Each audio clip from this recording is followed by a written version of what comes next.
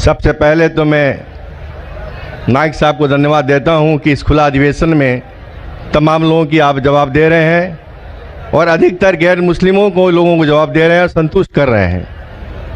मेरा जवाब यह है, मैं त्रिलोकचंद जैन, नगर परिषद उपाध्यक्ष किशनगंज।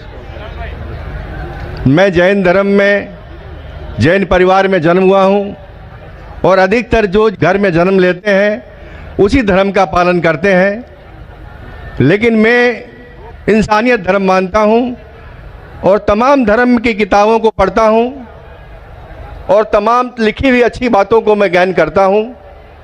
लेकिन एक बात आज जानना चाहता हूं कि आप यहाँ केवल, जैसा मुझे सुनने में और देखने में अभी पड़ रहा है, कि आप जो बात कह रहे हैं केवल इस्लाम धर्म की आखिरी बात, इस्लाम धर्म की सारी बातों को आप कबूल करवा रहे हैं और इस्लाम धर्म को सर्वोपरि मान रहे हैं। मैं भी मानूंगा अगर आप मेरी बात को, अभी ईसाई धर्म भी है, बौद्ध धर्म भी है, जैन धर्म भी है और सिख धर्म भी है, हिंदू धर्म भी है।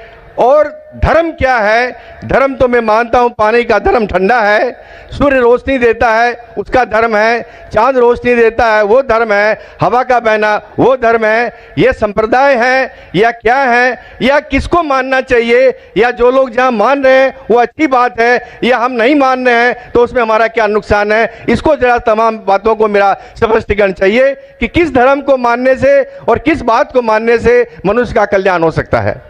भाई साहब ने बहुत अच्छा सवाल पूछा है और बहुत अहम सवाल पूछा है।